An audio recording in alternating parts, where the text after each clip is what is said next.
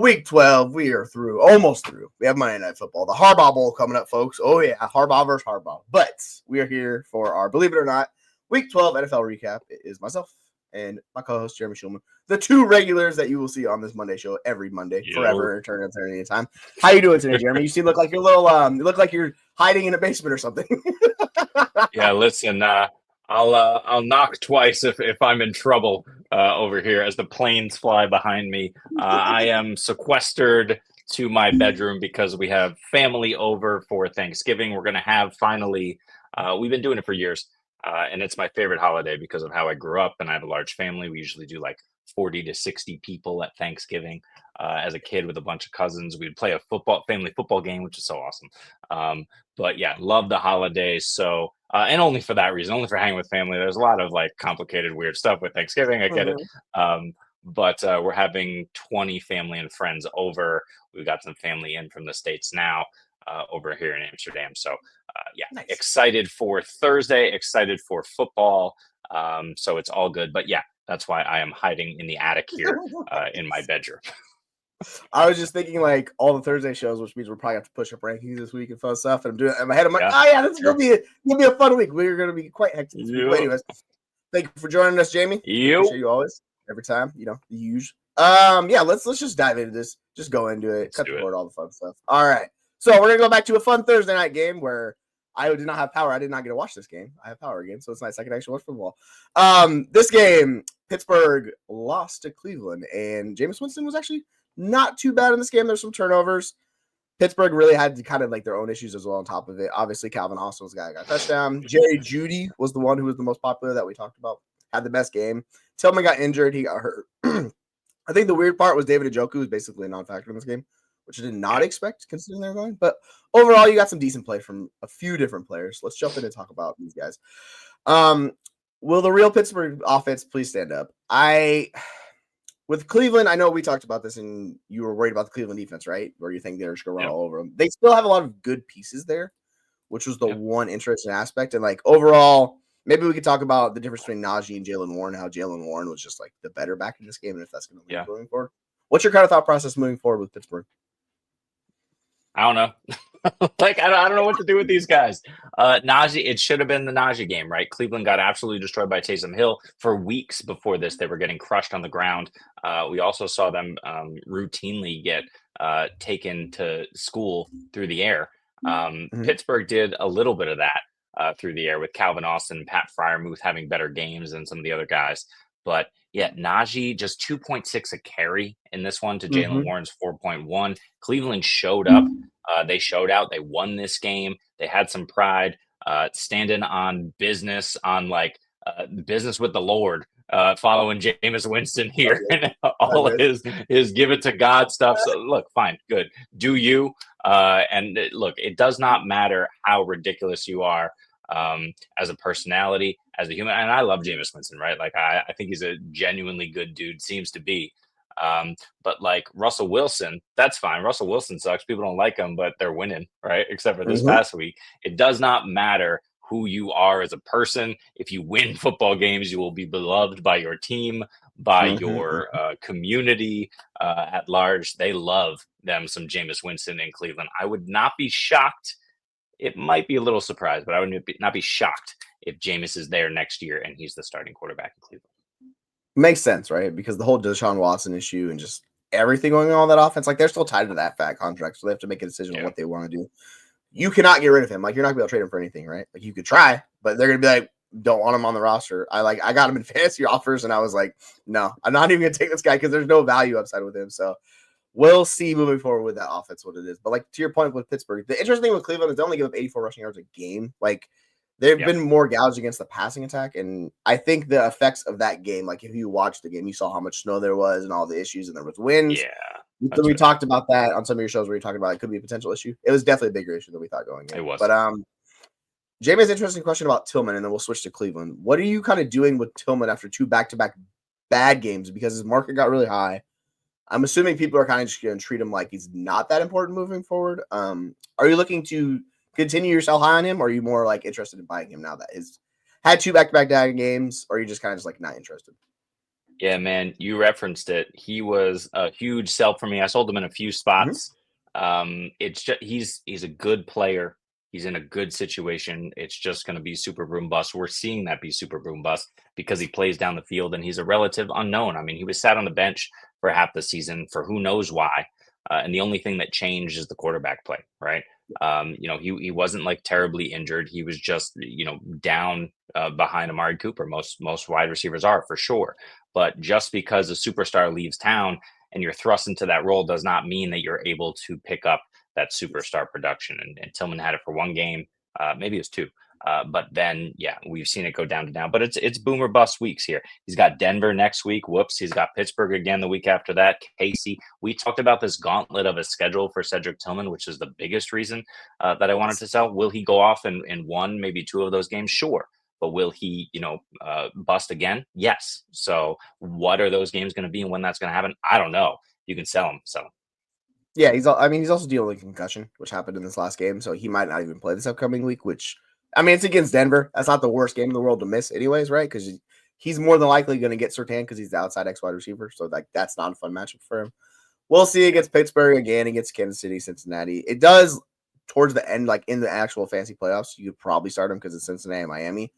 But yeah, there's risk with him. You just kind of know it going in. He was really hot. Yeah. His expected fantasy points were good. It kind of came down. So that's just life with him. Interesting one for the Browns to see. I think with Nick Chubb, your question about Nick Chubb and what are we doing with fantasy for him is he's still not that same guy, right? Because he's still inefficient. The offensive line's not good. That's the other problem on top of it. So unlike J.K. Dobbins in L.A., he has, the bonus of a good offensive system, the line and everything around him. Nick Chubb is they're expecting him to be old Nick Chubb, and he's not Nick Chubb. So, he got 2 touchdowns in this game, but he was not good. It's not like you're walking away. If you watch this game, it's 20 carries for 59 total yards, 2 touchdowns because he basically got 2 goal line looks, right? So, overall, moving forward with Nick Chubb, I don't mind him, but I'm not really going out of my way to start him. I think it's hard to consistently put him inside your top 24 running backs for me moving forward. Where are you kind of at with Nick Chubb? Are you kind of with me on that, or are you on a different mindset with Nick Chubb? Yeah, he's the only guy there. He's getting volume, right? To Nick Chubb's 20 carries, Jerome Ford only had 4, and no one else outside of Jameis Winston registered a carry. So he's the only game in town.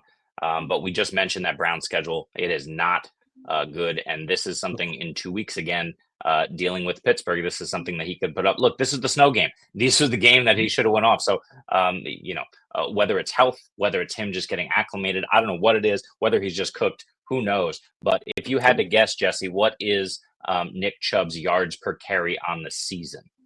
I cheated. I looked at this before the show. I knew it was bad. I would have guessed below 4, and it's below 4. I was 3. It's been inefficient.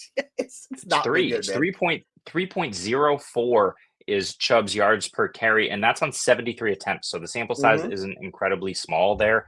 That's through 5 games. We know that Nick Chubb has been a yards per carry monster. He's been about 5.5 through his career.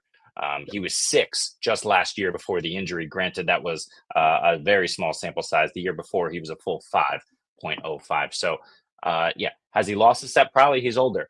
Is the injury still an issue? Probably. He just came back from it. Will he recover? I don't know.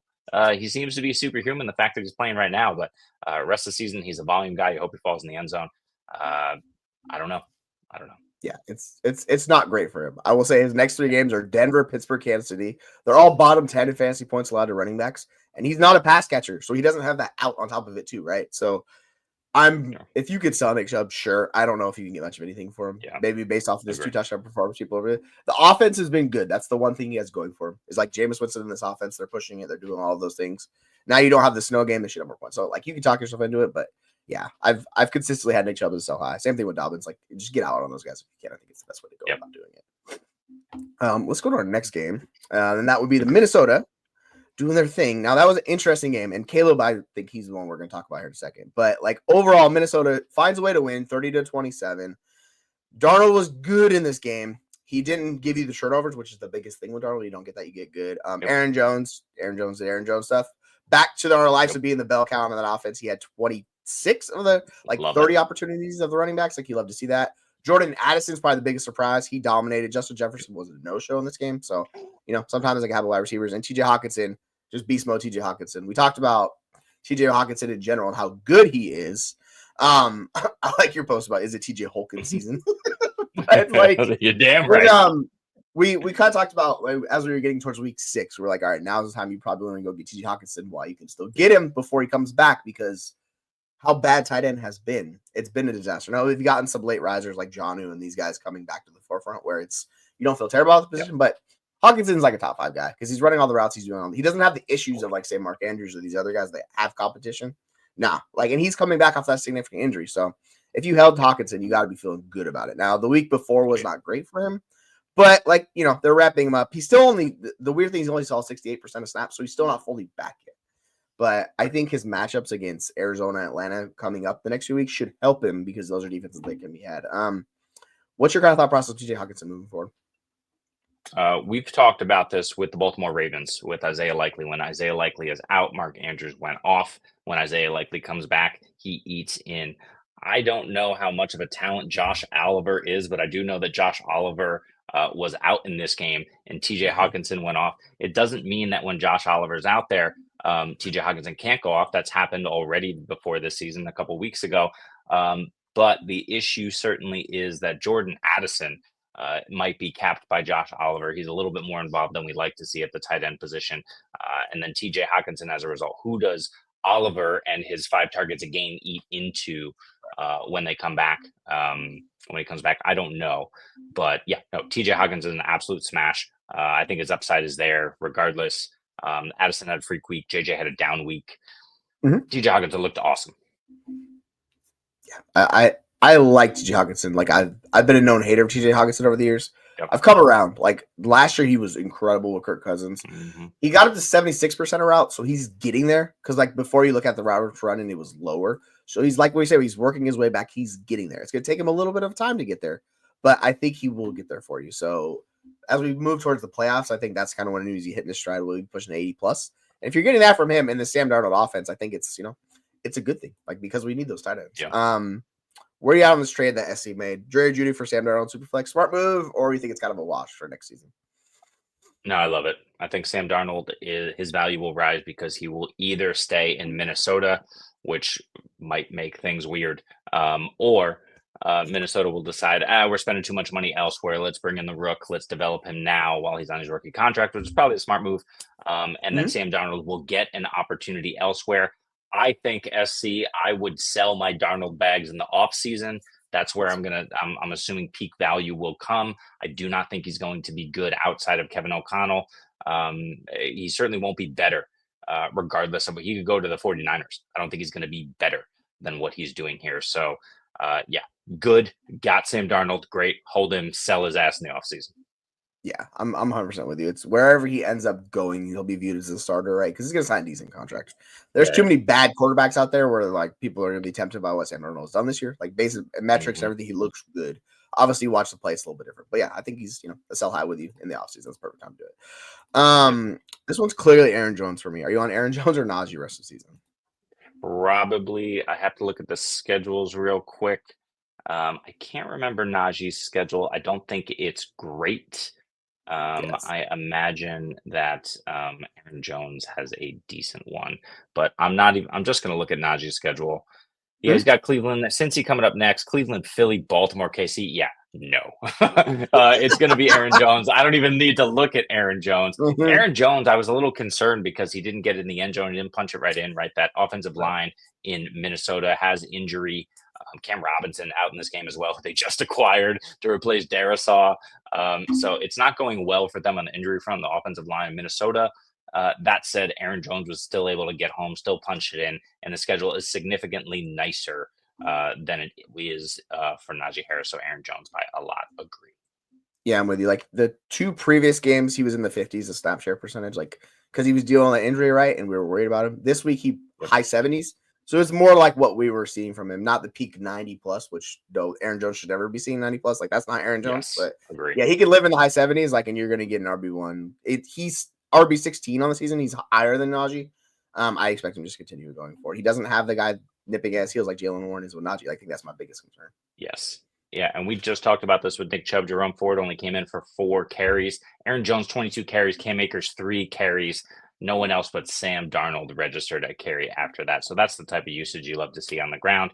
Anything else through the air is a bonus. But when you're talking about Aaron Jones, 4 targets, 3 receptions for 23 yards this week, he's capable of that as a floor weekly. He's getting healthier. Chicago's a decent to good defense.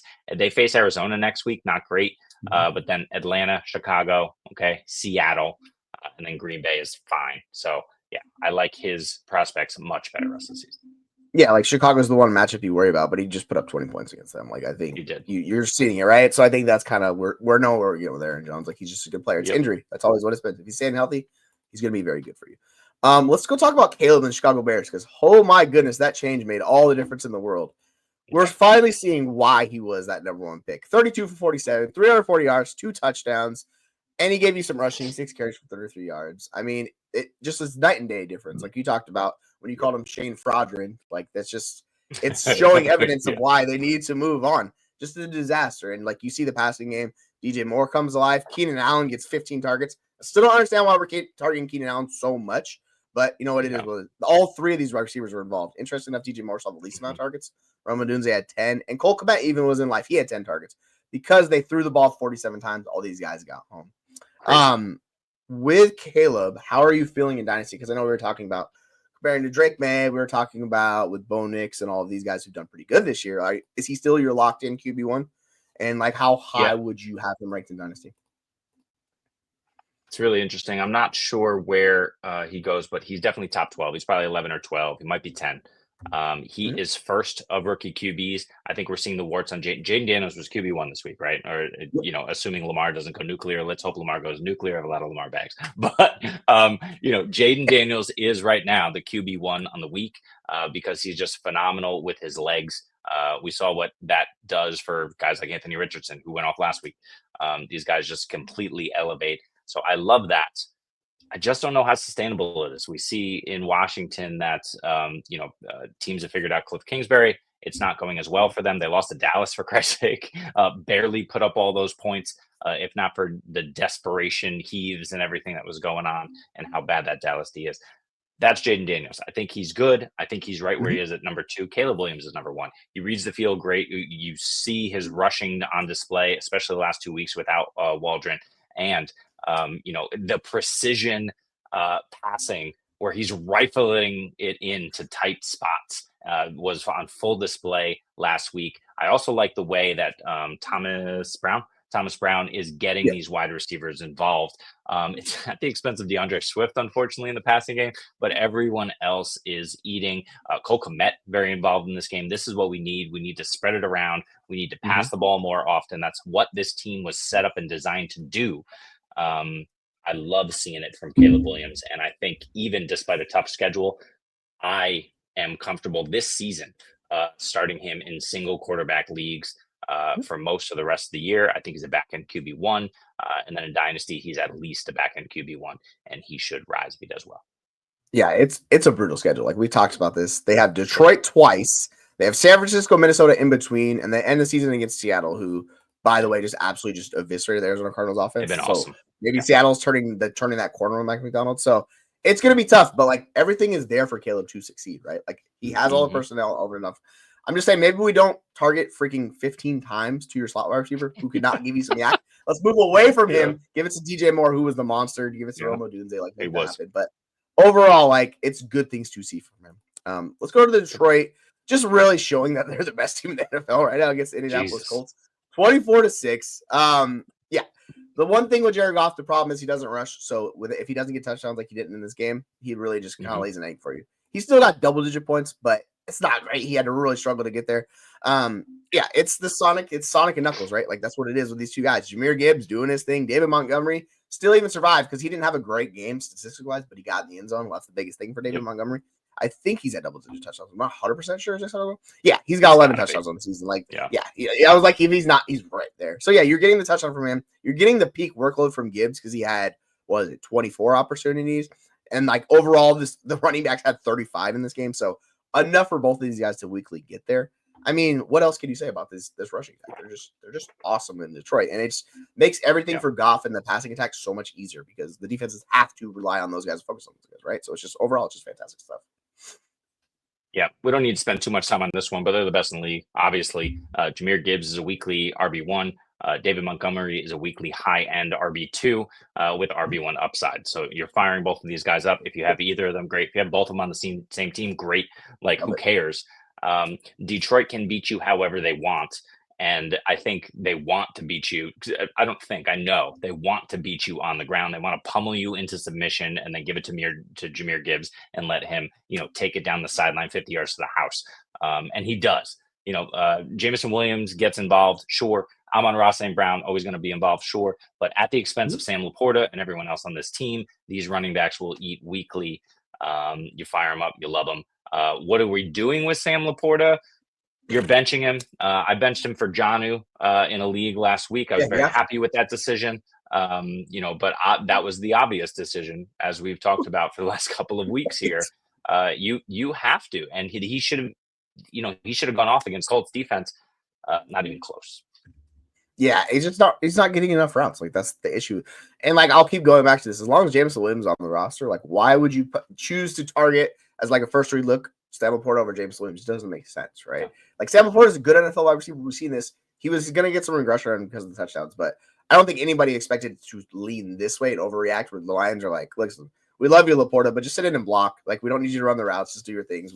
We got everyone else. So overall, it's tough for Laporta. I don't think you can really trade him because you can't get much return for him. So you can't. No. It's just is what it is, right? It just sucks. Yeah. For the Colts, we talked about JT in the offseason being kind of a sell high. He has had that issue with his offense the entire season. He was just non-factor in this game. 11 attempts, 35 yards, did nothing. Richardson struggled in this game. But I think your question about Alec Pierce is interesting because he's been kind of the boom bust option in this offense. With Josh Downs suffering an injury, he did come back in the game, but he's already listed as a long shot to play. Are you interested in buying Pierce, or maybe like Pittman as well? Because Pittman, now that he's maybe past the injury, looks interesting. So I think you could make the case to kind of buy either one of these guys. Why do you kind of think Alec Pierce is the buy low of the two? Well, I think we saw Pittman go off, so he's no longer a buy low. We saw Pierce do little in this game, except get completely missed by Anthony Richardson on a surefire touchdown. And then I think he missed him again. I can't remember, or maybe it was just broken up at the last second. But Alec Pierce is consistently open deep down the field, and Anthony Richardson inconsistently hits him. But when he does, has a massive week. We've seen this with Alec Pierce. I think he's had 3 or 4 already this season. He's a super interesting guy, and especially if Downs is down for multiple weeks, Alec Pierce just becomes a little more interesting with a little bit more target volume. Everybody was big on Christian Watson last week. That kind of blew up in their face this week. But that's who Christian Watson is. He's a downfield threat. That's who Cedric Tillman is. He's a downfield threat. That's who Alec Pierce is. He's a downfield threat. He's a boom bust option.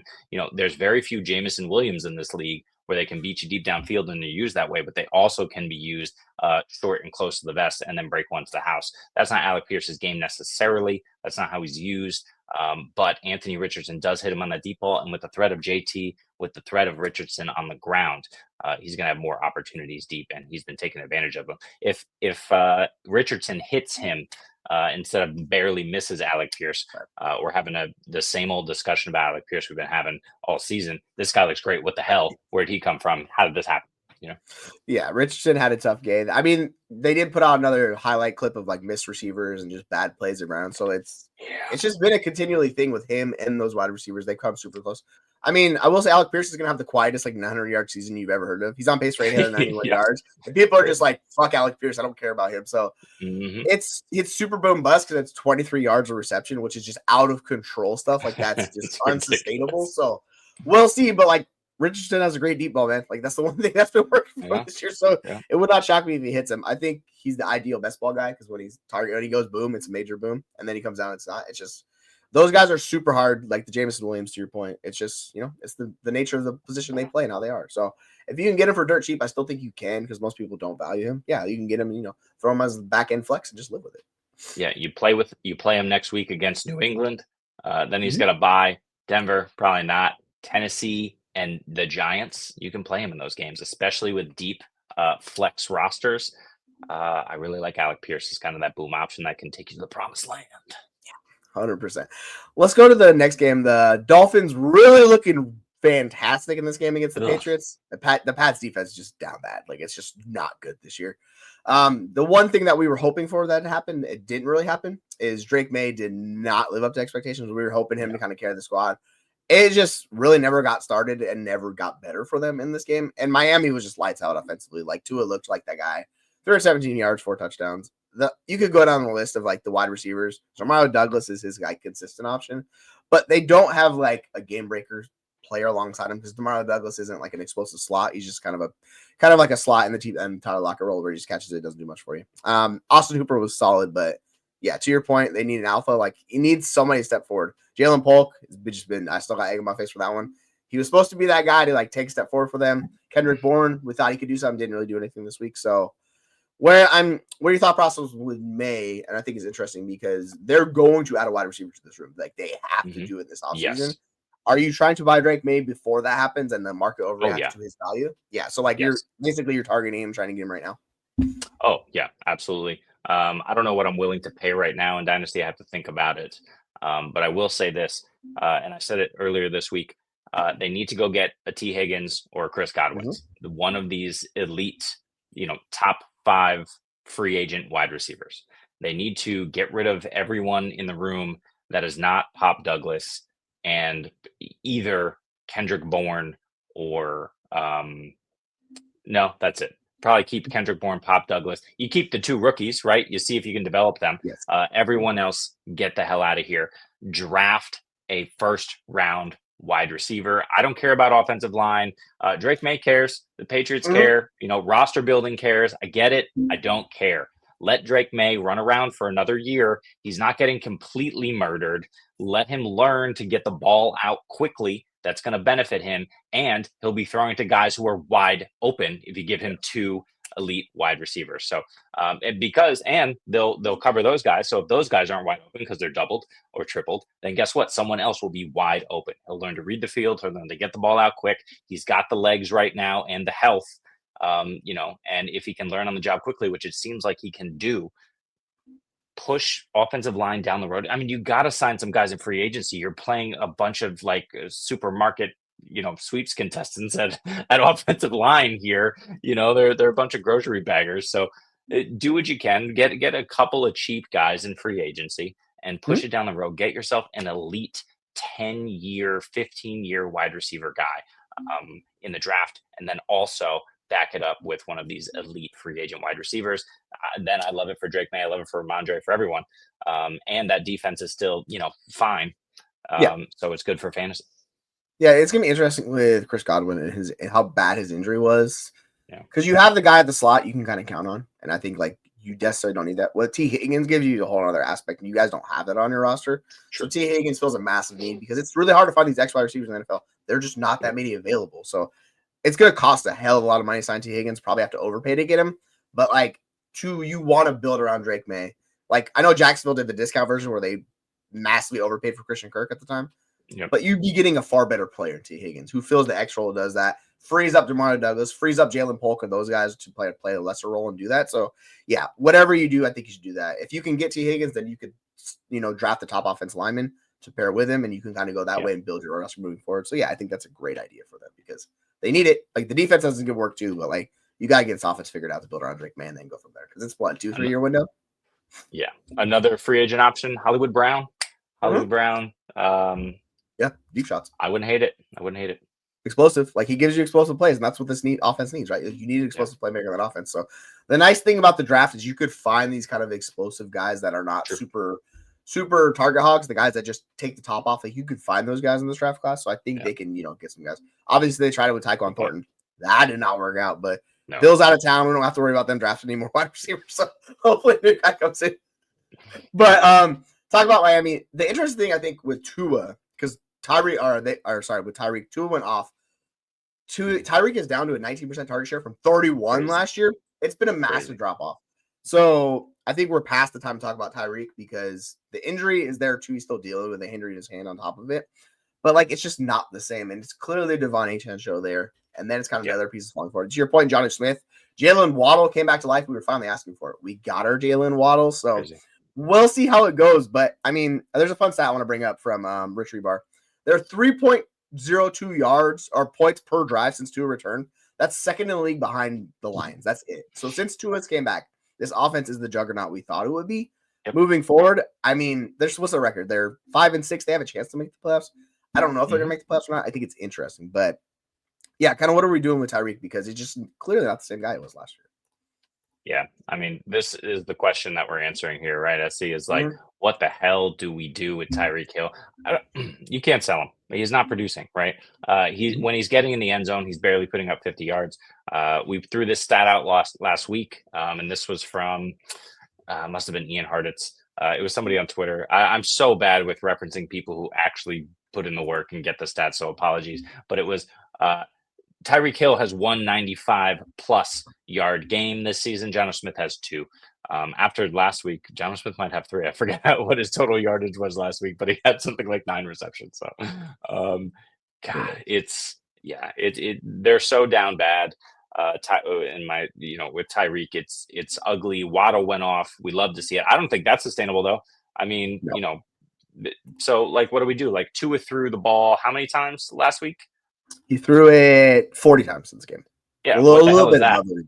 Yeah, it's like but they didn't need to, right? That's the thing. Is like No. I think they probably wanted to stick it to a divisional rival. They certainly didn't need to throw it that much, and but what are you going to do? You're going to give it to Achane all that time and risk injury? No, I mean they weren't getting it done on the ground. Achane got his through the air this week, which is what you love to see. But yeah, just Tyreek is going to get doubled. Tyreek, everyone's playing too high. This is where Tyreek has lived in the past, is in that deep area of the field. You just can't do it against defense anymore. They won't let you beat him with Tyreek, so you beat him everywhere else, and that's Jonnu Smith and company. Right. Yeah, this game was kind of got out of hand, so they gave Jalen Wright some work late because that's why he had 7 carries. The Devon H had 10. He did fumble, of course, so then they're like, all right, we'll see you later on that. Crazy. But yeah, like with this offense, like you're seeing good things from Tua. We'll see how it goes, but I mean Tyreek's not that same guy, so it's really hard. And people aren't going to want to sell him for cheap. So I don't mind if you kind of wipe off this year, but the thing is Tyreek's old. Like he's not young. That's the problem in Dynasty with Tyreek because is he 30?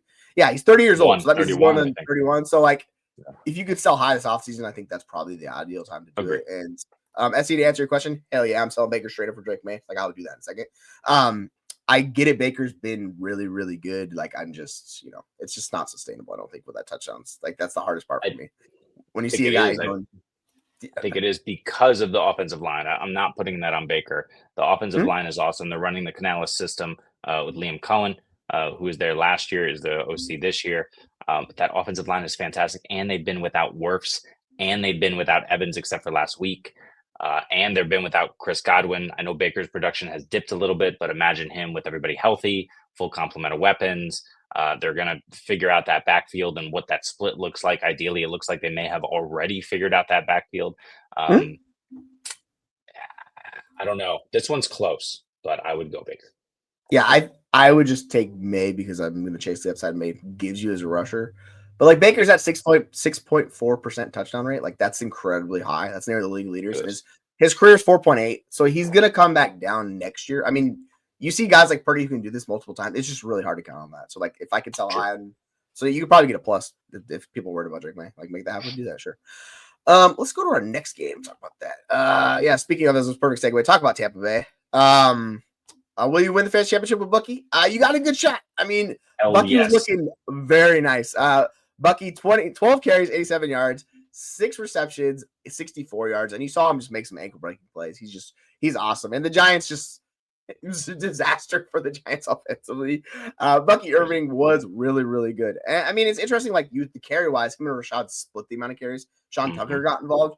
So what we're counting on Bucky is super efficiency, and he's been that efficient guy the entire year. I don't think it's really going to regress too much for him.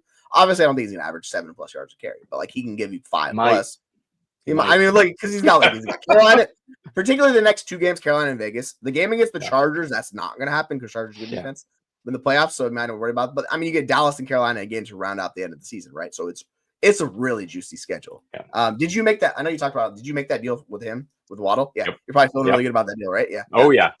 I sold on the air about 20 minutes before kickoff, 15 minutes before kickoff. I sold Jalen Waddle and Trey Benson. I got Bucky. Waddle went off fine. I don't think that's sustainable. I have a lot of wide receivers. Bucky is the guy that I wanted to grab. I am super excited about that. I thought this was the beginning. This is like that Dak Prescott run out from last year that everybody saw coming. We were like, oh yeah, Dak Prescott's going to go off because the schedule is so juicy. How can he not?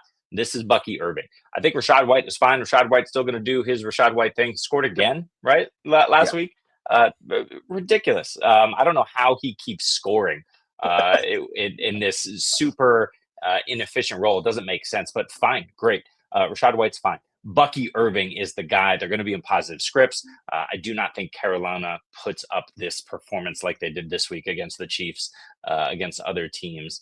I think it's just going to be super, super, super juicy for Bucky.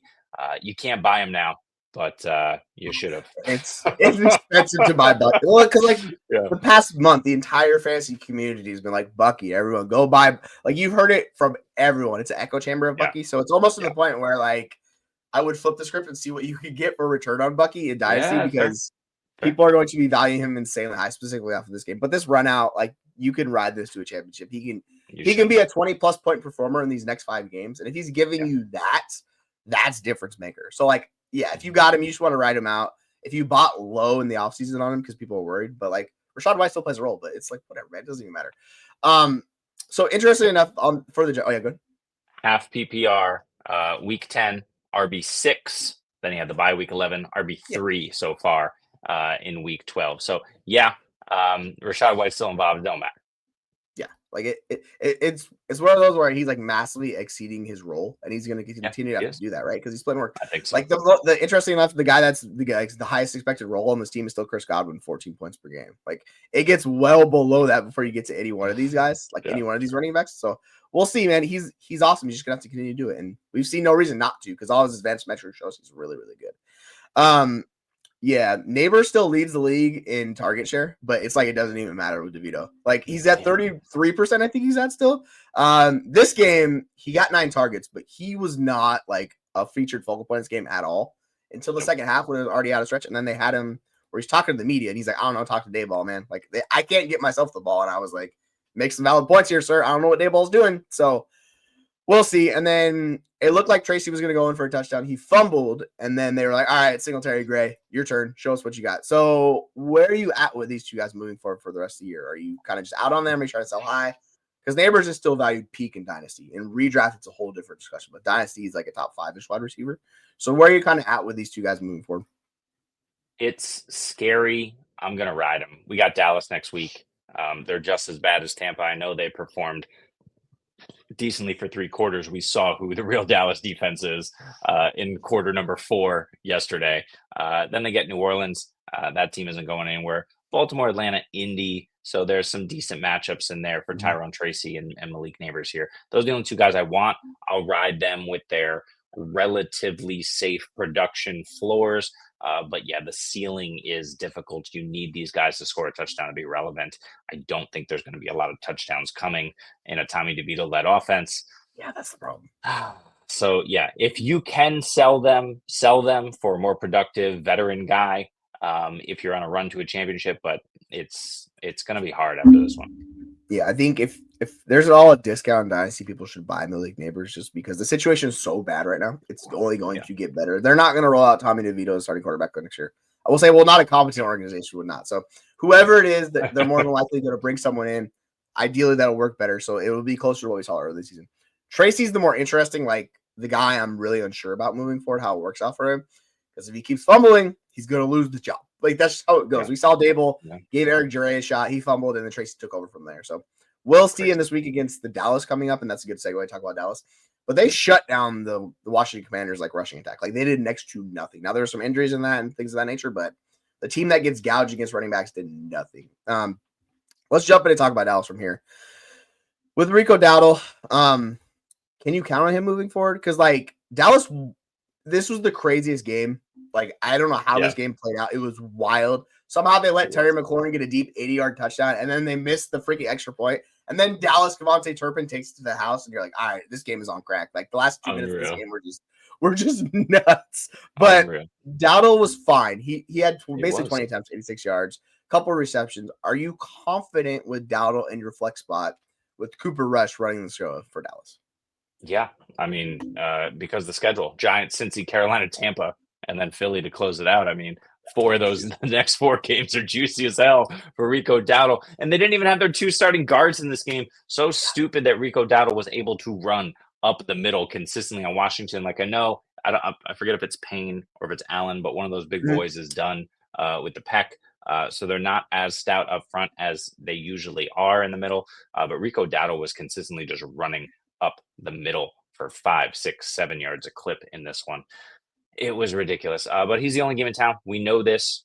We knew it's the case. I'm not worried about the matchup, even against Philly in championship week, depending on my other options. If I have to roll him out in the flex, I will. Otherwise, yeah, you're flexing him every single week. It feels weird, but go ahead. Cooper Rush is decent enough. Yeah, like this is kind of the whole thing with CeeDee Lamb, where people were like, "Oh," I'm like, "Dude, it's fine. He's gonna be a PPR magnet," and he saw once again 10 receptions. His 4 weeks with Cooper Rush, he's got 8 receptions, 6 receptions, 8 receptions, 10 receptions. Like it's fine. I know someone made a comment about him being the PPR scam known as Wardell Robinson now, and I'm like, yeah, kind of. But you know what? Like you can still play him. He's a wide receiver too. It's not the end of the world. Interesting enough, Washington's defense, when we talked about it yesterday's show, we talked about they have the highest explosive run rate given up. They play Tennessee next week. Tony Pollard's probably going to have a really good game against them. But Jayden Daniels, it's been really up or down the last couple weeks. Obviously, he's still producing fantasy-wise. He put up another 32 points in this game. He's had 2 bad games before this, but overall, he's the quarterback 4 on the season. Where are you kind of at with him for the rest of the year? It's kind of tough. He does have a bye in week 14, but the schedule's not so bad outside of Philly. He's got 3 other nice games. Yeah, you play him. I don't know what I want to do with him in Philly. He can still get there with the rushing floor, but you have to expect lower production in that game. But yeah, you ride him. Jayden Daniels is, for my money, the clear rookie QB2. He is a borderline QB1, maybe like 13, 14 weekly. In Dynasty, and then in redraft, yeah, you dial him up because he can be the QB1 any week, like he is probably going to be, unless Lamar cooks today. Yeah, like no surprise, it's Lamar Jackson, right? Like it is what it is. Yeah, like he has this within his range of outcomes every time. Like he come in, he has a good chance to give you top 5 performance. It's not gonna happen every week. Like they play Philly coming up. Like that match, he only put up 14 points in that game, so it was not the best. But the floor is super high with him, and then the ceiling is there on top of it too. So if you have him, I think you just got to write him out because I don't know what you're going to get for return on him. That's going to make you want to sell him. I think that's the thing. True. So if you could package him in a deal, like move down and get multiple pieces if you need it, sure. But I think most contending teams don't really need it. But in Dynasty, yeah, like he's pretty much in that untouchable. Like you have to pay out the butt to get him. So if you get him, you can get him. Let's go talk about Mr. Mahomes magic against a guy who is back to life with the Carolina Panthers. If I could find the game, where is it? There we are. There we are. They win 30-27. This is actually a really entertaining game with the offense. Mahomes got the touchdowns we've been looking for. 30-plus points in this game. Finally gave us that QB12 performance we're looking for Mahomes. I'm not sure what to do with Mahomes moving forward. Obviously, if you have him, you're going to play him, but just rankings wise. And then on the whole Noah Gray thing, I know we were talking about this a little bit. Like you liked Noah Gray going into the game, right? Yeah. Noah Gray did his thing, just siphoning those touchdowns away from Travis Kelce. He had 2 of them in this game, but 22 fantasy points. Are you willing to start Noah Gray in your lineups moving forward? Because he's trying to make it a thing. He's trying to. No, it's not going to happen. He's heating up. He's not going to be on fire. No chance. Look, I get it that the situation is dicey when you're talking about tight end. We've outlined there's a few other guys like Jonnu who have popped up who are weekly plays. But Noah Gray is not a weekly play, right? Travis Kelce is still getting his. He's still out targeting Noah Gray. Noah Gray just happens to be wide open because they're busy covering DeAndre Hopkins and Travis Kelce. And for some reason, Justin Watson is out there running routes. I think it's because he blocks, in the run game. So, look, no. Noah Gray is not a thing. I love Noah Gray. I have Noah Gray stashed in a lot of teams, and I had to play him this week because 6 teams were on bye, so I played him in a few spots. But Noah Gray is only a stash for me because if Travis Kelce retires or gets hurt, Noah Gray has proven that he's 75% Travis Kelce in terms of production on a weekly level. He's kind of like that Isaiah Likely. You're holding him to plug and play. You're not necessarily comfortable playing them at the same time. So, I don't think he's a thing. I think Patrick Mahomes, that's going to go back down. We got Pacheco coming back. And they should not have let the Panthers hang around in this game, even though we've had a lot of close games from KC. Vegas next week, I don't think Noah Gray is going to be a thing. Chargers, Cleveland, Houston. It's a nice run out for this team. They should win most of these games. They're 10-1, so they should win all of these games. But no, I'm not doing it. I'm betting on Kelce. I'm betting on Hopkins to be even more involved, and Juju maybe. Juju's back. So yeah, I mean, yeah, like with the wide receivers and Worthy, like. He's the same amount of targets as DeAndre Hopkins. DeAndre Hopkins had the touchdown. Worthy actually had the most receiving yards from this wide receiver group, but like neither one was that great in this game, even though Mahomes did his thing. He had 3 touchdowns, 269 yards. Yeah. Sometimes that's how it works, right? And interesting enough, those touchdowns for Hunt went to Mahomes in this game because like previously it's been Kareem Hunt getting all of those goal line looks. I think it was DeAndre Hopkins that got like the 2-yard touchdown reception. That kind of just happens sometimes. For Carolina, holy hell, Bryce Young looked incredible in this game. He was getting murdered back there, and he was hitting darts. I saw one. He, like, fade away, was getting hit, threw it, and a dime in the receiver about 25 yards on the field. And I was like, this looks like the Bryce Young that we saw coming out of college. Are you more bullish on him because, like, Adam Thielen is an NFL quality wide receiver, and they have been lacking that, even though David Moore, the other D Moore that was on the Carolina Panthers team, had the big play at the touchdown reception. With him and Leggett and Thielen, unfortunately, Jalen Coker was a DNP. He was injured, so he didn't play. Where are you kind of at with Adam Thielen coming back to this offense and Bryce Young moving forward? Yeah, I think David Moore is more of an aberration. He wasn't even playing for most of the season. I think that Adam Thielen, we know he wasn't playing because of injury. We know he's the wide receiver 1 here in terms of leadership. Is he the wide receiver 1 on a weekly basis in terms of targets and production? I don't know. But I think he's a safe flex, right? We know the quality wide receiver he is. We know that Xavier Leggett commands double coverage at times. We saw it last week. That's what Kansas City was doing to him at times. He still came down with some catches as well. Adam Thielen, you're not scared of necessarily as a defense at this age. Was he 34? But at the same time, he's a guy who can still beat single coverage, right? Single man coverage. And he proved it last week. He's 3 for 50 or something like that. So in his first game back, right? In almost a year. So yeah, for me, I like Adam Thielen. Look, Leggett is rostered. Coker is rostered. Brooks and Chuba are rostered. Adam Thielen's probably on waiver wires. I do not mind spending a little bit on Thielen to take the shot that he might be flex worthy down the stretch. Yeah, I'm curious. Like his rostership and redrafts at 44%, so he's available. So like if you're looking for a guy you could plug and play, I think there's a good chance like he's probably one of the better ones you're going to get. If you're looking at target share, Leggett leads team at 14%.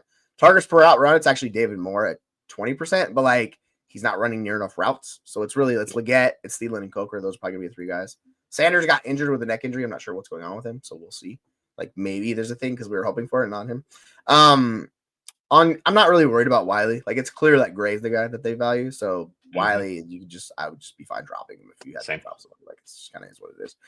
Yep. Let's go to the next game and talk about. Interesting. We got Tennessee. Before we do, just real quick on Thielen's schedule, he's got Tampa next week. He's got Tampa in week 17. He's got Dallas in there. So he's got a few games where you are heavily considering flexing him. Yeah, I think you could make the case for him. Like if it's really him or Leggett are the 2 guys. Like if you want to do Leggett, you can do it. If you want to do Thielen, do it. I like both those guys. What the hell is going on in Houston? Because goodness gracious, they just lost to the Tennessee Titans led by Will Levis, who's just chaos incarnate. Like that's what Will Levis is every game. Like you see his performances just nuts. Let's talk about Houston first because that offense has just been so frustrating. Joe Mixon had a really bad game in this game. He came back down to earth in a hard way. He had 20 opportunities, just didn't next to nothing, didn't find the end zone. Stroud got a couple touchdowns in this game, but like it's just this offense has just struggled, and the defense in this game didn't love their end of the bargain. Nope. I'm curious where you're standing with Nico Collins and Tank Dell in Dynasty because it clearly has not clicked for Tank Dell. Nico Collins put up 92 yards of reception, the touchdown. Interesting enough, he still leads the league in yards per game. It's like he's over 100. He's been awesome. Where are you at with these two guys in Dynasty? Like, do you have Nico significantly above Tank Dell, or are they close? Or are you no, Nico's top 8 for sure. Mm-hmm. He's probably top 6. I have to think about that one, but he's right there. He's like somewhere between 5 and 8, I'd say. In Dynasty for sure. He's locked in mid-range wide receiver 1. Tank Dell, it has not been good for Tank Dell. He barely got it together when Nico was off the field. I don't know. Look, I do know what's going on in Texas, in Houston. You know what's going on. We know CJ Stroud has no time, right? Mm-hmm. These guys, these routes take a long time to develop, especially Tank Dell. He's usually kind of living off of when Stroud is scrambling around and able to maneuver outside the pocket. Tank can follow him and work open later. That seems to be where he kind of gets those massive games from.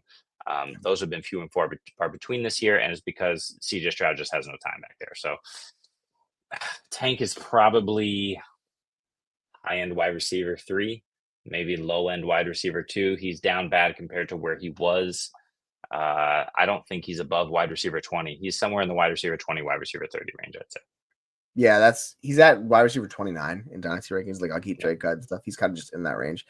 And yeah, like, to your point, like, Stroud's been under constant duress all season, and it's taken a toll on that offense. They still put up 27 points in this game. The defense was the bigger issue, but like, it's still not fully clicking offensively. Like, we see a couple big plays, but the running game was just abysmal.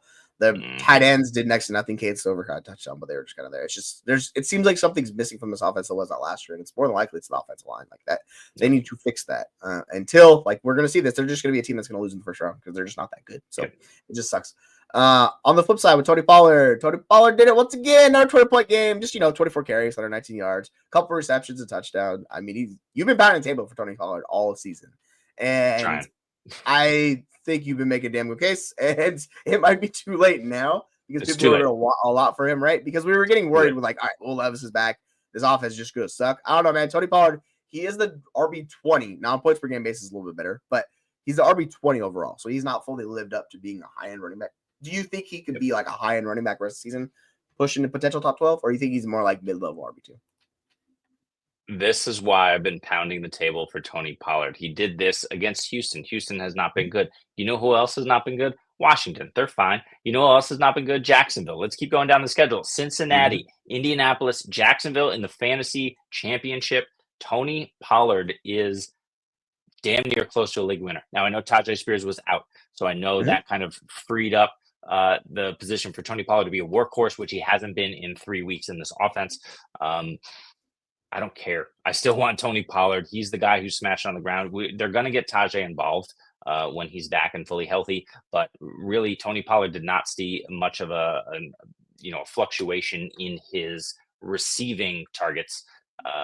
With Tyjae out, he got did relatively the same with him. That gives him a safer floor. He's doing roughly 3 to 4 receptions a game for roughly 20 yards a game. That's really, really nice floor for him. And then if he adds the ridiculous rushing production in this game, 24 for 119 and 1, he's a RB5 on the week, half PPR. So yeah, I really like his opportunity to be an RB1 rest of season in every single week. And I think he can get there even with Tyjae back.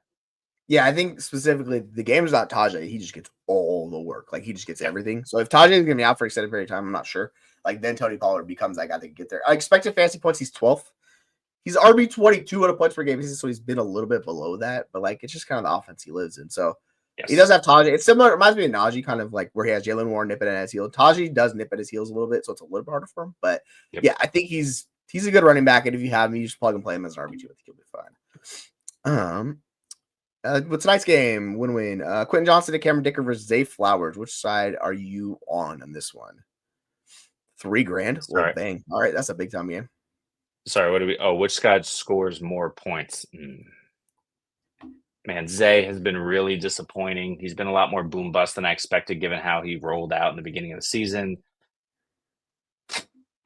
And I don't want to take much away from this Chargers defense. But I think Zay can get over on them. This is a really tough one. QJ has just been scoring touchdowns. What? I don't get it. Like a few weeks ago, I sold Quentin Johnston for Cortland Sutton. That feels really good because Cortland Sutton's been producing, but you know who's also been producing? Quentin Johnson is younger. Is he going to get better? It's possible. Against that Baltimore secondary, I'm going to go QJ. I'm going to go QJ. Zay can have a big blow-up game. He just hasn't had it. Likely is back, and he's healthy. We see Likely and Mark Andrews splitting that target share, but it's a massive target share for them to split. Mm-hmm. I don't see it was. I think QJ gets behind the defense. This Baltimore secondary has been rough. They're without Roquan Smith this week. He's officially unlikely to play. We're expecting he doesn't play. I think the Chargers do whatever the hell they want. I think Lad's going to absolutely just eviscerate that defense. It's going to be rough. Yeah. I think with actually Cameron Dicker, if they hold them to not as many touchdowns as potential, like then Dicker they'll get you probably at least 10 points in this game. So it really comes down to Zay needing to be plus 10 over Quentin Johnson. It's possible with Zay Flowers, but this is going to be like a nail biter. You're not going to enjoy this rodeo. I hope you do it. We'll see. It's going to be interesting. Yeah. And Brandon Allen is a system quarterback. He's a guy that can plug and play and just be not good for your team. So that's what Brandon Allen is. How is Brandon Allen? Why is Brandon Allen? I don't know. That was my Drax impression, I guess. Yeah, Jamie, it's the Isaiah Likely factor. This is always what it is, man. Like with Roquan being out, I would rather have Isaiah Likely shooting down the seam and taking some shots with him. So sure, it's just so hard. It's like Laporta. You cannot trust these guys. You could take it if you want to, but I'm just staying away from Mark Andrews props. I don't want to touch Mark Andrews. Yeah, like it's just so boomer bust with him, man. It's so frustrating. And the Chargers defense isn't the best, I'm not touching that line. There's no way in hell I'm betting Mark Andrews line. I don't want to do it. You can't. You can do it, but there's so much risk with Mark Andrews. It's just is he going to get the routes run? If there was some good data trending in that direction, but it's not. So it's just so up and down with it, man. It's just It's not a bad line to take if you want to do it, but I just don't want to do the Mark Andrews experience. For me. The Chargers backers, have been pretty good. You have Damar Hamlin. That's an insult. Why I always forget this man's name. Number 3. The hell's his name? Oh, for the Chargers in Los Angeles. Yeah. Derwin James. Yeah. Thank you, Derwin. Damar Hamlin. Stupid. Derwin James. You know why I forget his name? Because I listened to the footballers so long. I haven't listened to them in a while, but I listened to them so long, and they call him "He Who Shall Not Be Named" because when you say his name, he goes down with injury. But yeah, this is the thing, man. Is this defense is pretty good on the back end. If you have a good defense with good linebackers and good safety play, then you're probably a pretty decent defense. And does Mark Andrews, can he escape that? I don't know. I want to bet the over on both. Am I comfortable with it? No. Yeah, they've had some good hits from that linebacker room this year with the Chargers. They've had some guys. There's some guy who's a converted yeah, he's been really good for them. Yeah, and awesome. He's really fast. He's the one guy that can maybe give Lamar some speed issues because he's that fast. We'll see. But yeah, we'll jump on the next game. It's a 47 over under. I'm expecting points in this game. Yeah. The weird thing about the Chargers, their metrics are not good. Offensive metrics just are ass, but you watch them play, you're this looks like a fun team. So it's really just up to Justin Herbert. He's playing out of control. Justin Herbert's going to do it again because that Baltimore defense, unless they consistently pressure him, it's not going to go well for them today. I will just say that. Jesse, yes. Who haven't we mentioned on the Chargers who were firing up this week with Roquan out? A few guys. Lam McConkey, that guy? No, we mentioned him. What, Quentin Johnson? Who are you talking about? Your guy. No. Who the hell's my guy? Who's your boy? The Chargers? I don't even know. I legit don't know. Will Young. Oh, the Disley. Yeah, I forgot he existed. Disley. Yeah, man. The dismissal. I love it. Yeah, Will Disley. You're firing him up. No Roquan in there. That secondary has been absolutely terrible in Baltimore. They've tightened it up in recent weeks. I don't care. It's the Will Disley show. Does he score again? It's very possible. Do I think it's an aerial shootout? I do. So yes. I love Lamar. I love all the options for the Chargers. You hope Zay/Mark Andrews gets there. I don't know. Yeah, I think Disley, I'm much more secure in him doing his good thing. The interesting thing, the Chargers have just been really good against tight ends. Baltimore has been nowhere near that good against tight ends. So I think Disley can have a much better game than Andrews can because we know the Roy's run, right? That's the whole thing. The dismissal, it almost sounds kind of bad, though, because it sounds like you're dissing him. So it's I like it, though. But, let's jump to the next game. Talk about Denver and Vegas. And, Vegas is very just interesting, I will say. Bo Nix, didn't have the best game in the world, but he was solid. He gave you basically 20 points in this game, did a few things. That running back room is a disaster. The one guy we can count on is the boy you've been hyping up. It's Courtland Sutton. Yeah, Devon Bailey, not bad. That's the guy I should have started Scott Fishbowl, but I did not start him. I started freaking the guy in freaking New England, which we will need to talk about. But yeah, Courtland Sutton's been awesome. He's just been the clear wide receiver one on that team. Him and Bo Nix have put it together. So if you look at his last 5 games, it's at 11 targets, 10 targets, 9 targets, 8 targets, 10 targets. That is accounted to 13, 19, 16, 11, and 25 fantasy points for Courtland Sutton.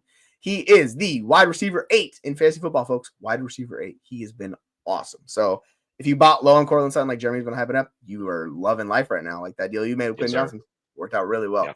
And yeah, like the offense is coming together. Devon Bailey, clearly their second best wide receiver. I know. The funny thing about Marvin Mims, he had a 50% target share or targets per out run on 8 routes run. So that's just like the Marvin Mims show, right? It's just nonsense. But yeah, Bailey, he's old. He's 26-year-old rookie wide receiver. But Sean Payton likes him, so he's probably going to be the wide receiver for that team moving forward. And yeah, like you just know, they're a good team. They're 7-5. They'll probably make the playoffs just because the AFC, the last 2 spots of the AFC are just rough. It's not good. For Vegas, yeah, they alternate. Jacoby Myers and Brock Bowers just do the him and him thing. Like, it's my turn, your turn, my turn, your turn. Yeah. This week it was Jacoby Myers. Jacoby Myers had a great game. Brock Bowers had 10 targets, just only 4 receptions. That's the thing that happened. Myers had 15 fucking targets. That's just absurd. 10 receptions, 121 yards. When we talk about Courtland Sutton being a buy low a few weeks ago, Jacoby Myers is continually a guy that's disrespected in a buy low. The guy that I love every single time. Yeah, he's a guy like this still continues to do it. Ever since Devontae Adams, his target share is through the roof. They left there, so it's clearly those 2 guys. You just plug and play those guys. I mean, Brock Bowers is incredible, but yeah, Jacoby Myers really, really good. So we'll see. I mean, the schedule down the stretch is interesting for them. They got guys like you got Kansas City, not a good matchup, but Tampa Bay is a great matchup. Atlanta, Jacksonville, New Orleans. So it's outside of the Kansas City game, it's a lot better. You just have to get past that game. But even in the Kansas City game, he had 6 receptions, 52 yards, a touchdown. He can get you there. So if you have him, I think it's good. Are you worried without Minshew though? Like, is that your concern moving forward with this offense because he suffered an injury? Yeah, I don't know what the hell they're gonna do. Is it gonna be Ritter? Is it gonna be I think they're done with AOC. I think they've proven that by bringing in Ritter. Are they gonna sign Daniel Jones? I don't know. They should because he's better. He's better than everyone else there. Yes, and he'll come cheap, and maybe he's their bridge quarterback next year as they draft someone. But no, this is I think the reports are Minshew's probably done for the season. Was a collarbone, shoulder, something was broken. I think. Yeah, it's not good. It's not good. Yeah, so it's collarbone. I think he's done. Yeah, so he's done. So yeah, if it's Ritter, I mean, what was the Ritter game? Do you remember what week the Ritter game was? Was it 8, 9? I mean, he played in week 9 where he had a little bit of stuff. It's like half the game he played, and he had 5 fantasy points. Not really. It was against Cincinnati, right? That game. Yeah. It's so who knows? Ritter sucks. Look, like you said, the target share is going to be there for both of them. Yeah, it's not great for Jacoby next week in KC, but you know who it's great for? As you've been saying all season long, Brock Bowers. It's great for Brock Bowers, tight ends against Kansas City eat. And then Tampa, that's also great for Brock Bowers. Atlanta, not bad for Brock Bowers, right? So Bowers and Myers, you just fire them up weekly. Myers is a weekly flex. Bowers is in your tight end slot. He's a top 4-5 option weekly. He just had a down game. It happens. Yeah, like you got to trust the process with him. 10 targets, like that's receivers will have up and down games. Sometimes that just happens, right? And Brock Bowers is more receiver than tight end. Yeah, he got you the touchdown. He got a bunch of work in this game. Now the yardage was awful. It was like 52 yards or something. Oh, sorry, 62 yards.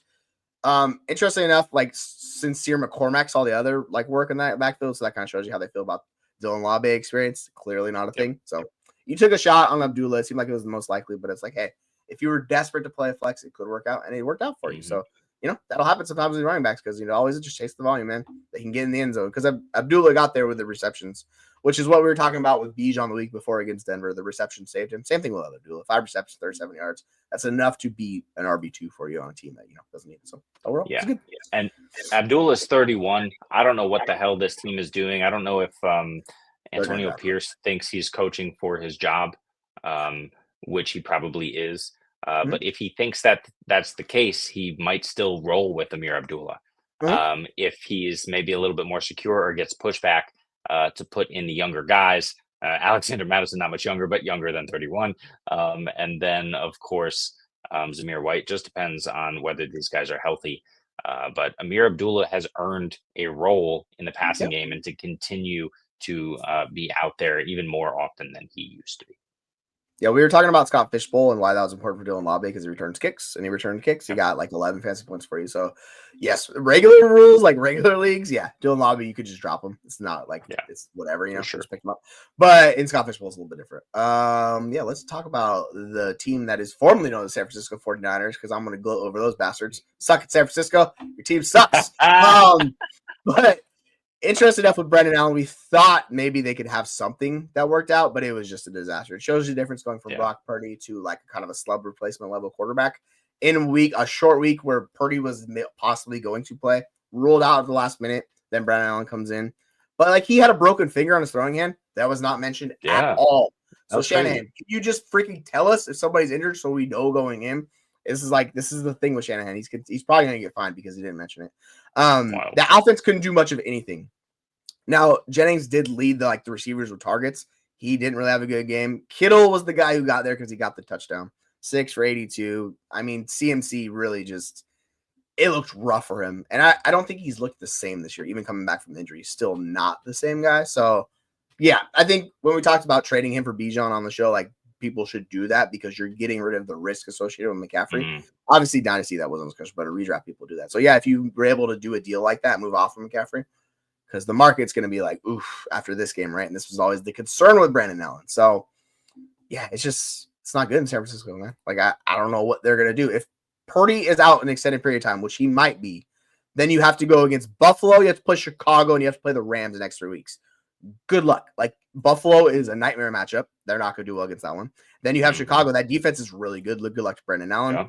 I know people reference that game he had against Cincinnati, but that was 4 years ago. So, he's clearly just a replacement quarterback. They might do the pass or not. Who knows? They need to figure it out, but they can entirely miss the playoffs. That's range outcomes. Yeah, but then the last 2 games of the fantasy season in the playoffs, Miami, who's been much better than I've been giving them credit for on defense, they continue to do it weekly. In Detroit, so there's no way that you're going to start anyone but Brock Purdy at quarterback. And then to your point and to this point here, Christian McCaffrey. Look, I don't know if it's that he's not fully healthy. I don't know if that there's, significant issues with the offensive line. Jordan Mason was getting there earlier in the season. But yeah, Buffalo, Chicago, this schedule is no good. And Christian McCaffrey seems to lack that elite upside. RB 11, 16, and 27 trending down in his workload as well. Once 88, then 94, now 82% of snaps this week against Green Bay. I know it was kind of, out of hand a little bit. But yeah, it's just that elite receiving volume and yardage has not come. Yeah, they're also dealing with the injury that Trent Williams has too. So it's just the ankle injury and the rest of the offensive line is just not living up to it. So Trent Williams is carrying a lot of it, and it's kind of falling apart this year. We'll see what happens moving forward because they have a lot of other guys under contracts. I think they can go back with Brock Purdy, but yeah, they're just not the dominant team they were. And this seems like the beginning of the end in San Francisco. Obviously, I don't want to speak too ahead of time, but the warts are there. So we'll see. I think this is the thing. Purdy's agent's going to be like, yo, pay my man that money. Because you see, with Brock Purdy, he was doing a lot this year. And he looked by far the best he's been his entire career there. So, he's clearly the guy. He's going to get paid. We'll see how it works out. They're going to have to make some cuts elsewhere that dip. But, yeah. So Green Bay, Josh Jacobs finally got that touchdown regression to hit, and it hit in a really, really good way. Josh Jacobs had three touchdowns. Crazy. Gave you almost 30 fantasy points in this game. Looked really good. The rest of the roster didn't do much of anything. I think Tucker Kraft got a touchdown in this game, but it was outside of Josh Jacobs, you were not starting anybody else. And the team scored 38 points in this game. 38 points. That wide receiver room is just good luck figuring out the wide receiver, man. It's so tough. Dobbs led the team in receptions, but he only gave you 3 within 6 targets, 54 yards. It's too hard to predict with this wide receiver room. They don't have a true wide receiver one. It is what it is. Green Bay, man. It just sucks. Where are you at with Josh Jacobs moving forward? Are you kind of buying him with the schedule, or are you kind of just more going to sell him? Because he's got Miami, Detroit, Seattle, New Orleans, and Minnesota to round out here. It's rough. Not great. It's not great. But yeah, Josh Jacobs is one guy who can get there in a not great schedule. We saw what he did here. I don't expect 3 touchdowns every game, obviously, but the regression came. The regression could still come. The nice thing about Josh Jacobs, is typically he's used in the passing game. Unfortunately, it has been inconsistent, as you mentioned, just like every other receiving option in this entire on this entire team. Jordan Love spreads the ball around. They like to game plan for specific matchups. Guess what? It works. But yeah, Josh Jacobs, I don't have an issue. He's the RB5 and RB2 and half PPR the last 2 weeks against tougher teams. He's still going to be a back end RB1, high end RB2 for you weekly. So you just roll him out. He's awesome. Yeah, he does this thing. Like, you can get there against Miami. Detroit's probably the tougher matchup. You're not going to be interested in playing, but Seattle's been up or down. New Orleans, like, I think he'll be fine. If he's going to see freaking 27 opportunities in a game, Crazy. like, you just know what it is with Josh Jacobs. They're clearly going to lean on. I mean, this game got out of hand, so it made sense why they went to Josh Jacobs so much, where it was just like, all right, let's just give Josh Jacobs. So if that happens, like, that's wheels up. Yeah, Arizona. Let's talk about Trey McBride and how he has one of the best roles in the NFL, and he just can't get a freaking touchdown. 15 targets, 12 receptions, 133 yards, and this man can't buy a touchdown to save his life. Yeah, this has been an issue the entire season for Trey McBride. I don't know if it's going to get better, but this more is just the role he's played. I mean, he only has 4 career touchdowns through 3 seasons. So maybe this is kind of the thing. I know this happened a couple years ago with a guy like we've seen this with wide receivers. We don't see this a lot with tight ends. Are you worried at all with him because he's not getting touchdowns, or are you just kind of just riding the Trey McBride experience? No, ride it out. Who cares? The volume is what we want to see. The regression should come a little bit. Is he going to score 10 touchdowns this year? Probably not. If he does, it'll be a phenomenal run out to the end of the season and a phenomenal fantasy championship. So maybe, but no, I don't expect him to. I think he's going to get closer. He's got 1. He's going to get closer. I'll give him 4. I will hope for 5 or more. But I'll give him 4. I'll give him 3 more touchdowns in the last. Do they have a bye? I think they already had their bye. No, they just came off week 11. Yep. Yeah. So he's got 5 games left for 3 touchdowns. I think he gets there. He should have a multi-touchdown game. Let's just hope it comes when it matters in the fantasy playoffs. Yeah, I think the guy that's probably more worrisome is Marvin Harrison Jr. Like, this is a post-rookie bye bump, and we just they cannot figure him out. Outside of 2 games, he's had 2 games where he's been over 100 yards. He's had a lot of games he just struggled. So I don't know what it is about Marvin Harrison Jr. in that offense, but they need to figure out a way to scheme him touches because outside of Trey McBride, man, the running backs were just not good in this game either. Connor did nothing. Benson gave you a little bit of work with 4 carries, but these guys are just – it was a Trey McBride show and nobody else did anything in this game. So, I mean, maybe that's the Seattle defense and them putting Devon Witherspoon, who just looked like a nightmare on that game. Watching him, he just moves differently. So maybe that's part of it, but – yeah, they need to figure out Harrison because he was a top 4 pick. You got to figure that stuff out, man. So we'll see moving forward. But here's the other thing too. We know James Conner's been involved. Not a great game for really anybody yesterday. But we know Conner's been involved. We know Benson has been involved. In previous weeks. In the last 3 games, granted, not elite offenses, but Seattle's offense pretty good. 9 points, 6 points, and just 16 points in a loss. You like your odds if you're only giving up 16 points to a good offense. You like your odds to win that game. Arizona is in the driver's seat for a playoff position. They should win this division. Will they? I don't know. No, they're probably not going to. Offense, Seattle. Yeah, for real. So the Seahawks have the edge over them now. We'll see how that holds up rest of the season. They got a game later on, so I'm not sure, but. Yeah, it's going to be interesting coming down the wire. This season is probably come week 17, week 18. One of these teams is going to step forward because they're all right there. I know I was talking about the death of San Francisco, but they're still right there. They could theoretically pull it out if Purdy gets healthy. It's just all these teams are evenly grouped, so you don't know how this is going to go with these 4 teams. Moving forward, we'll see. For the Seahawks, Geno Smith had a brutal turnover in the end zone. Thanks for joining us, Jeff. I appreciate you. And Jeffrey, we see your questions. We'll get to those after we cover these real quick. We got 2 games left. We'll get to those after we cover these. Is JSN the captain now? Because what I find fascinating about JSN, his ADOT plummeted down again with DK Metcalf. It was a brutal low ADOT. Basically, all his yards came on Yak in this game. So he had 6 receptions, 7 targets for 77 yards. I think it was close to 70 of those yards were on Yak. So it's I'm like, dude, push it down the field. I don't know if that's going to happen or not. Yeah. Maybe they didn't trust the offensive line against Arizona, which has been the offensive line's been a disaster this entire year for them. Metcalf was okay, 4 receptions, 59 yards. Clear didn't hit. The offense really didn't do much in this game. It just wasn't. This game was one that had the higher one of the over-unders, and there was just no offense in this game. Do you believe JSN is the wide receiver one on this offense, or if it's more of like a tandem, like 1A, 1B situation with him and Metcalf? Yeah, it's always been a 1A, 1B, but who's the 1A, Jesse? That's a good question. I still think it's I Metcalf. don't know. I don't know. I still think it should be Metcalf. But listen, it doesn't matter who is the 1A production wise necessarily. It matters who the defenses think the 1A is. And I think the defenses are always going to think the 1A is DK Metcalf. Now, DK Metcalf can overcome that at times, but as coverage continues to flow to DK when he's on the field, we see JSN still able to eat. I love that. Even in a down game, he's the wide receiver 11 on the week and half PPR. Jets next week, not scary. But where does Sauce go? Sauce goes to DK Metcalf. So even though he has not been good this year, that we're not really afraid of the Jets defense otherwise. So, JSN should be able to do whatever the hell he wants next week. Arizona again the week after that.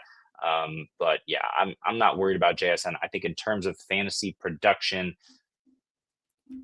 I'm going to say he outscores DK rest of season. He could. I mean, that's entirely possible. With Sauce Gardner's not been good this year. Like he's regressed significantly. Putting him against DK Metcalf, good luck tackling him because he cannot tackle this year at all. So him trying to tackle DK Metcalf, like I don't know how it's gonna work. I wish you luck, sir. JSN is wide open. That's what happens.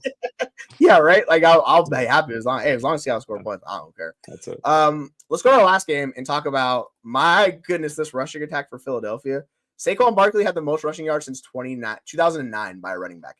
He went off. Now he had that late 72-yard. Like I wasn't really watching the game. And then I got a notification late with like last minute. And it's like, 72 more yards. I was like, what is going on? By the way. Absurd, dude. It's absurd. Saquon, he is the RB1. Is going to continue being the RB1. Put up 44 fantasy points in this game. Like he's out of control. He's on pace for over 2,000 yards rushing, by the way. We talked about Jalen Hurts being an issue. He has been an issue. It doesn't matter. Saquon's still just going off and being nuclear.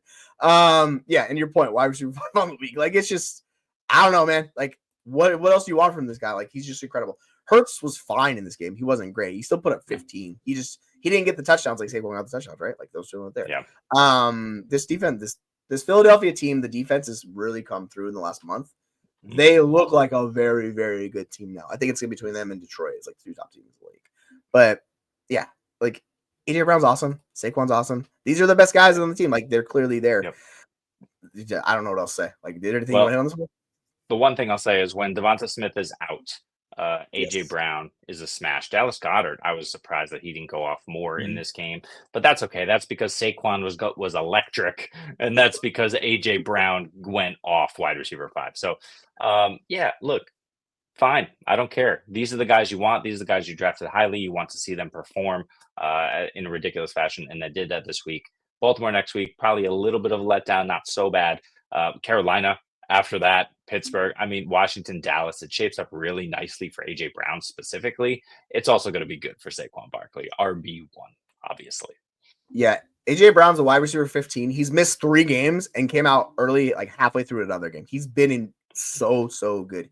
He's one of the top 3 best wide receivers in the NFL. Like, it's tougher just because of like the competition they have and the quarterback they have that takes the targets away. So he's not going to get like 2,000 yards receiving in a season, but he's just so good. You watch him play, you're like, this guy just dominates it all over the field. So to your point, we know Devonta Smith, like it's just AJ Brown, top 3 wide receiver, just lock it in. Yeah. For the Rams, Kyron did get that touchdown, which kind of saved his day because he had 0 receiving yards in this game. The one thing like I've noticed is Puka is the clear wide receiver 1 in this offense. He's getting all of the looks. He gets the downfield stuff. Cooper Kupp's really good too. So since both of these guys come back, that's been the issue for Kyron Williams. Because if you look at his points per game, like they're not good. Since week 10, actually since week 9. So since both these guys have been on the field, he's got 10 points. He has 8. He has 8 and 11 in half PPR. He's just not the difference maker that he was. Now, this is the least amount. Well, the last 2 weeks, he's only had 15 and 16 touches in those games. This game got out of hand, so I think that's partially due to it, right? So they're just going to chuck it a ton. Are you worried about Kyron moving forward? Where would you kind of rank him rest of the season? Yeah, we talked about this 2 weeks ago. We talked about this last week. We've been on this, and like you said, he got in the end zone, so he was okay, RB15 somehow, even with just 11.2 half PPR points. But he fumbled twice in this game. I don't know if there were 2 official fumbles or if one he was called down, but there was one. It was bad. But one thing that Sean McVay didn't do is take him off the field. Corum was just in there a little bit. I was surprised that Kyron kept coming back out after fumbling. But that's McVay. He just rides his one guy. So Kyron is safe from that perspective. New Orleans shouldn't be terrible. Buffalo, not great. San Francisco is fine. The Jets and Arizona. The schedule is not that bad for Kyron, but to the point we've been making for the last month here, these two wide receivers are back. It's Puka, it's Kupp. You roll them both out weekly. Kyron suffers as a result. Apparently, Tyler Higbee is due back at some point. Colby Parkinson cannot block a single soul. We saw that last week or last night, and then he can catch passes. But if Higbee does come back in the next week or two, that passing game can even cook even more because you got Higbee blocking. He's going to run his routes. You got Colby Parkinson available to run routes. You got Demarcus Robinson still doing his thing, caught another touchdown this last night. So, I think Kyron is cooked, but this is the way they want to run this offense. We've known this for years. We've known this since Stafford got there. This is what works. And Puka and Kupp are legit. Obviously, Kyron suffers.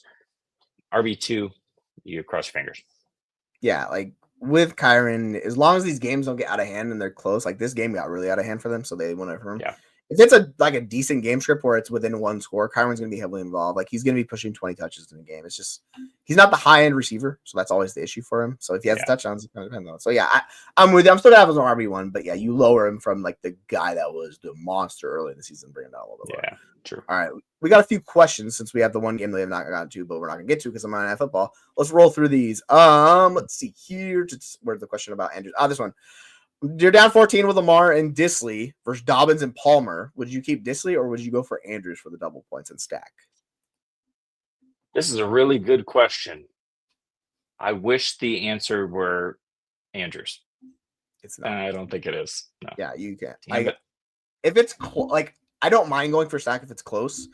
But like rankings this week, I have these two guys massively far apart rankings. So like for me, the fact you're just much more confident in Disley. Like if Andrews gave you a comparable game, I'd be kind of surprised. And like you look at the projections, like there's a 16 reception yard difference between two of them. That shows you how the market feels about these two guys. So yeah, like I'm riding with Disley. Like you just gotta do it. It's Disley. Yeah. Not a bad squad here. Jacobs, Kane, McBride, JSN, Abdullah. Well done. If you played Abdullah, congrats. Like you earned it for playing him. Taking we talked about he was kind of a flex desperation play, but you got the volume, it worked out for you. Good work. Division. All right. Yep. He's on waivers. That's too bad. You should have listened to Jeremy. Jeremy was hyping up Sutton all season. Hey, we've been trying. He's been balling out too. Sometimes you get it right and you feel lucky. Yeah, right. I don't think he's going to win MVP because these quarterbacks are too good. Like you have Lamar playing out of his mind, and if Lamar continues to play it, it's a quarterback. You have to be really bad as a quarterbacks in general, and a running back is just be fantastic. Barkley can get there, but we've seen running backs CMC was a monster in 2019. Didn't even get notification for the MVP. That was one of the best seasons we've ever seen. Same thing with Henry when he has 2,000 yard season, he didn't get it. It's so hard for these guys to get it. That's just what you can get offensive player of the year though. Hear me out. Yep. Saquon is a few yards away from 1,400. He's got 6 games left. One is against Carolina. One is against Dallas. One is against the New York Giants. Against Dallas specifically, we know they're not going to take their foot off the gas. I think we saw this the other week, but they did. But Saquon didn't get home in that game. I think he gets there. But the question is, how much does he break the record by, right? What is the record, 2092 or something like that? Is it 21? Is it 2105? It's right around that range. Yeah, so if he gets 20, he's used so much in the receiving game, right? It's hard to see him break the rushing record by a ton. He gets 2,200 rushing yards. He tacks on another 6 touchdowns. It gives him 16 on the season. He continues to do it through the air. I mean, I don't know. Look, Lamar's been awesome. Allen beat the unbeatable Chiefs. Those two guys are probably right there, like you're saying, but I could see it. I could see it for Saquon. All right, so I'm going to do some math on air because he's at, 1,392 yards? Yep. The record is 2,105. So he's got to get 713 rushing yards in his next, was it 7 games? 2, 4, 6. So he's got to be 118, which is basically he's on pace to break because he's at 2150. Yeah. So he's got to maintain his pace. I think he could do it. He just got to avoid injury, right? And he obviously gets an extra game, so it's a little bit, because Dickerson had the record, and this was a little like Dickerson. They might have played less than that. I don't know the games they played, but like it was much less. It might have been significantly less. It was in the 80s. So yeah, but he's on pace to break it. So if he gets it, man, we've gotten close with a few guys. I know Jamal Williams got really close. We got a couple guys that are really close too. But I wonder if any of those guys had what Saquon is doing in the receiving game, though. He's got 27 receptions, 257 yards, and 2 touchdowns. He could add another touchdown or 2. He should end up, I would say, probably with close to 400 receiving yards and probably about 40 receptions, an additional 400 yards tacked on. So Dickerson's season in 1984, he only had like 21 receptions. He had 2,244 yards combined. Now Saquon is going to beat that. Like if he stays healthy, he beats that. He's going to beat it. The all-purpose yards a little bit different discussion because you got like guys doing that, so it's a different thing because you have guys who had monster receiving CMC. Seasons. Yeah, exactly right. So yeah, Saquon can get there, man. Like he's been really, really good. He's been if you draft Saquon, I know we faded him when we were talking about fading him. Like it's just at cost. I didn't like him. Obviously, I was wrong with that. We live and learn. We were right about JT, wrong about Saquon. That happens. We're right about Henry. We liked him there. Let's go here. Yeah, exactly. That's what it is, Jeffrey. Nico Collins, 2 touchdowns. Yeah. With Nico, I would not be worried. Like he's still super high in rankings. Like he's one of the best wide receivers in the NFL. Like I get it, the situation not as good as last year, but like he's just far and improved. He's taken another step forward. So he's clearly the best wide receiver they have. Sorry, Trey. Like I wouldn't worry about him at all. Like I get the Stroud stuff. The Stroud thing's an old enough. Nico's fine. Like you just plug and play Nico stuff out of wide receiver. Yeah. Yep. Ooh, nice. Let's get this one out here. Yeah, that's 175 in like any regular league is a damn good week. Crushing. So, like, congrats on that, man. That's looking really good. Like, yeah. Love Njoku in a down week. Love Njoku. D-Hop, I think, is a nice plug and play if you need him. Mostert, you can drop. Sadly, I know you might want to hold on to him for an Achane injury. That makes a lot of sense. He's probably that guy.